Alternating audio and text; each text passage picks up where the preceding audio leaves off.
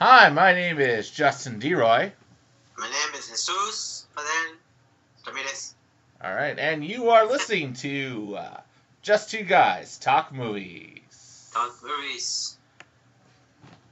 All right, hello everyone. We're back after our extended break for our next installment.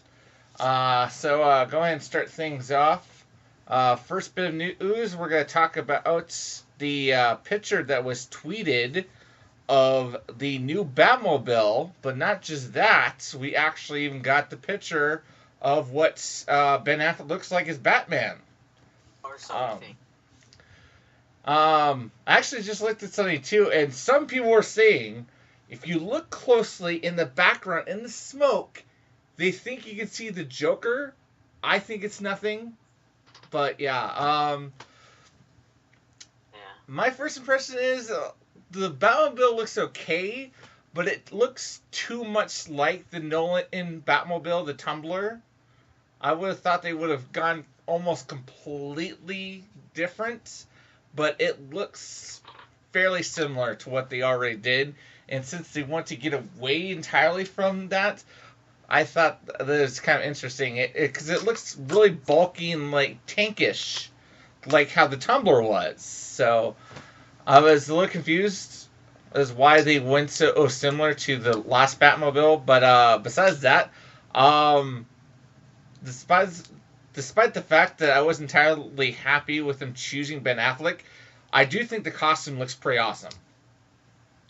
I like the improvements it made to it. He looks super buff in that though, but I want to speculate that that's probably like 90% just the suit he's wearing and not probably all him. Not that he's not entirely that small guy. He is pretty big, but still. Um, so yeah, that's about all I could really say about it. Do you want to add to that, Jesus? I don't know. I think it's pretty cool. I like most of all what I like about the new costume is just how his mask, how his face looks like. Because I know it. I mean, compared to, I don't have anything against the Christopher Nolan one or how Christian Bale looked like in it, but I don't know. I always favored the one. I don't think Christian Bale's was as round. His head was his mask was as round. It was more like, I don't know, squarish. Um, it looked more like I don't know, something like more military. This one looks like it goes back to like the 90s, the 90s Batman, and also almost like, I don't know too much about it, but it looks a lot like the Batman that you see in like these short, like these animated films Yeah, it looks that are coming more out like the recently. cartoonish or comic book one, which Yeah, is another thing I thought was interesting because I and had I don't hearing mind. that they were thinking about doing more kind of like what they again liked it in the Nolan Batman, where it'd be more of a military type suit, and it's not really like that at all. Like, not that I don't No, like it. Like I said, I thought it looked pretty awesome, but yeah, I thought I they think make it look practical, like because you can't imagine like a guy practically thinking like I'm gonna go fight crime and spandex, and I'm gonna be yeah. cool. That's exactly it, and that's why Christopher Nolan. It kind of makes more sense, that it's just goes along more the lines of what a soldier would wear, because you do look at.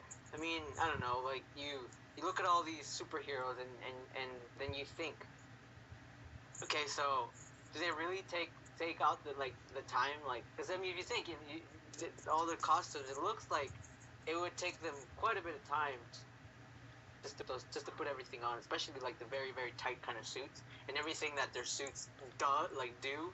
Like especially Batman, he has a lot of gadgets on his suit. I'm assuming.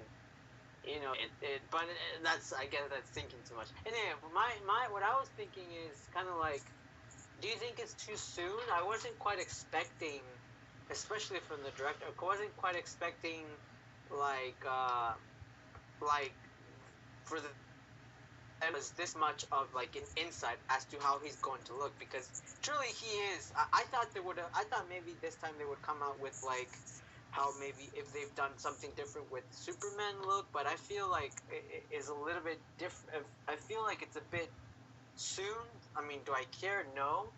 But I just thought it was a surprise that they showed us way too much of this. Because if I remember like when Christopher Nolan would come out his films, he would normally wait, usually till like the last days before the movie ever came out, before he showed us how the Joker looked, or before he showed us how the Catwoman looked. Even with Batman, you know, they're very secretly not really giving us like close-ups or like full views of like their entire suits. That's what I was kind of curious, like, and I'm thinking, I don't know, is it the final product?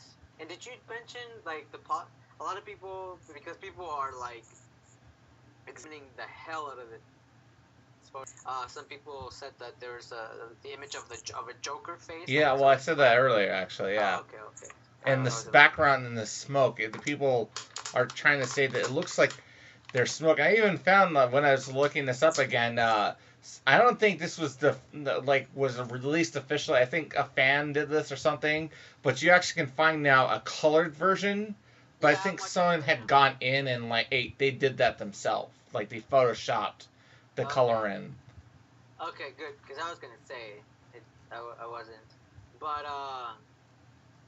I think it's kind of like it feels like one of the, when people speculate and like they say they see some face or some rat when they see like the pictures from Mars. I feel like it might be just, I mean, because it looks like the picture of a clown laughing, but it just doesn't. I don't know. I think it's because people want to see it, so they're finding a way to say that, oh, there it is. But I was also going to add that to your comment, though. I don't think it's too soon. Did I expect them to already release this picture? Absolutely not. I really didn't expect this early, but I don't think it's really that soon. You know, especially on Twitter, you think they would show it on a trailer or on the website or something. I know that seems to be like a new thing now, because they did the same thing with Twitter. Bryan Singer did the same thing with he twittered the pictures of the Sentinels and the X-Men film coming out. I don't have Twitter, but you don't have to. Yeah, you don't have to. Do you have Twitter? Yeah. Well, I don't know. It's every time I try to see some pictures on Twitter, it's kind of hard for me to. I don't really look for them on Twitter. I only have it, to be honest, because I use it to ask questions when I'm watching the show AMC Movie Talk. I will write in questions, and I've gotten in twice. Yeah. So I'm famous, people. Look me up. I was a guest host on AMC Movie Talk. They took my question twice. They answered your question? Yeah, they did. They were stupid questions. It's just I couldn't think of anything good. But I was also gonna say though, with the Superman movie though, when that came out, Man of Steel, I remember it was actually just about, or maybe just over 2 years, when you already got to see what the Superman suit was gonna look like. There was in a magazine they had actually had released it. It might have been elsewhere too, but I remember it was about as early as this though. So that's why I'm saying I don't really think it's really that early. Like a year, there's still like a year, 2 years left. Yeah, it would have been a year, but then they said sudden you know what? Turns out we can't do it. We have to wait a whole another year. For 2 years. Whatever. That's what I'm saying. I feel like it's way too early. I feel like, is this just one of the suits they're trying out or something? But I don't think they would do that. They don't want to. I mean, what if people like it, then all of a sudden then they choose something different? I don't think. Well, another thing I was actually that came to me. Another reason why they could be using Twitter is because I don't know if you heard about that. There's actually new laws they released forever. Whoever regulates the theater trailers. That it's now made that you cannot release any kind of trailer or teaser whatsoever until at least within 3 months of the release of the film. And I think that's why they're going this route now, because now they can't do these, super early like teasers like they did for like I think they did it once for Batman too, where there's like they just give you a really short teaser for that one like a year early. Are you sure? Who came up with that law? Whoever it is that regulates these things, but yeah, there's a new law saying that they cannot do a trailer before 3 months prior to the release, and it cannot, except for they get 2 exceptions each year for each film company that releases a trailer. It can't be over 3 minutes long. So it can be a teaser, right? Like just yeah. That's dumb. Doesn't make it. Anyway, I feel like we've gone on too long on this. Yeah, we've gone more than enough time on this. So yeah, we'll go ahead and move on now to your subject. My subject is about the new official director to the Star Trek 3 film. His name is Roberto Orci. I think that's how you pronounce his name. Orci? Orci is how I've heard it pronounced, but I say Orci. I don't know. Anyway, he, I guess, wasn't he like the writer of the first 2 films? He's written the first 2 films, and he's done some of the other shows that like. He's a writer, and I heard that this is gonna be his debut as. Yeah, like some of the other shows that what's his face has produced. He's also written on those. Has he written Lost? I'm gonna look this guy up. I don't know if it was Lost, but he did do Fringe. I know that. He also wrote on actually the Amazing Spider-Man 2, which isn't like something I would say was really, I don't know, it helps his career since I wasn't really a big fan of that movie, but. Which one? Roberto Orci. He also wrote on the Amazing Spider-Man 2. Oh, I see now. Well, I haven't seen that one. Yeah, if you want to watch it, wait until it comes out. Don't waste your money. Ooh, he was on. Oh my God, he was a writer on Hercules and Xena. I didn't know that. He also wrote some episodes for Alias. Yeah, I heard that one. Ooh, he wrote The Legend of Zorro. Ooh, I like that movie. Zorro came out in 2005? I think that might have been the second one, though, right? Oh, the second. I'm sorry, the second one. He wrote that. That one was good. Well, he's a good writer. I really like the screenplays for the first 2 Star Treks.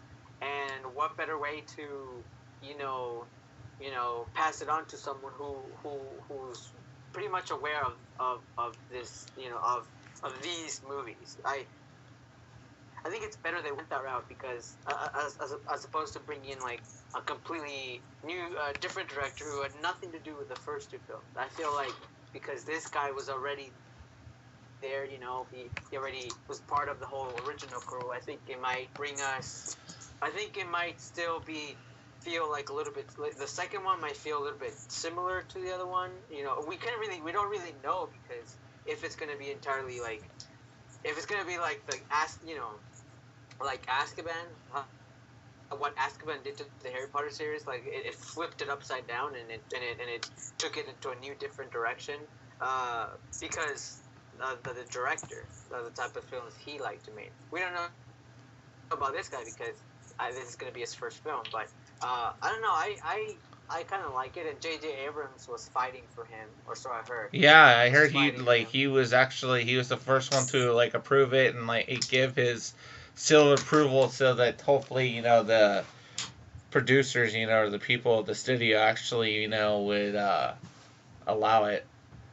Yeah. That's one of the things that makes me want to believe that this is a good idea, and the fact that he has an intimate relationship with these films since he wrote the first 2, so I felt like there's anyone who would be able to take care of the 3rd installment after JJ leaving, I think it'd be this guy because he knows these movies inside and out, being that he, Holy shit, he's Mexican. He was born in Mexico. Hell yeah. Sorry, that was Mexican cool. pride. Whoop whoop. Yay. Anyway, but yeah, just the fact that he was the screenwriter for the first 2, I think it's in good hands. some people are trying to say that they're worried though because this would be his first official director's debut since he's pretty much done nothing but writing. I heard he's directed like in small kind of roles, but nothing for like a big screen film, on Yeah. screen film. So, but I'm not worried though. I think it's in good hands. No, me neither. And I mean, I think it's a very good deal. And if J.J. Abrams, you know, J.J. Abrams he did an amazing job with the first two films. I'm pretty sure he didn't want just anybody to come and take over, you know, because I'm pretty sure J.J. Abrams would have obviously done the third one had he not had the task of Star Wars. So what do you think? Yeah, I don't think so either. But if someone hands you the keys to the kingdom, you're not going to turn it down. But I think he made a good choice. So I don't know. Anything else you want to say about this topic, or do you want to just move on to? No, I think we good. All right, so go ahead and end back to the normal way we do this. We're gonna go ahead and give you guys a movie suggestion for something to maybe for you to watch for the week or something like. Find that to spend your free time on watching.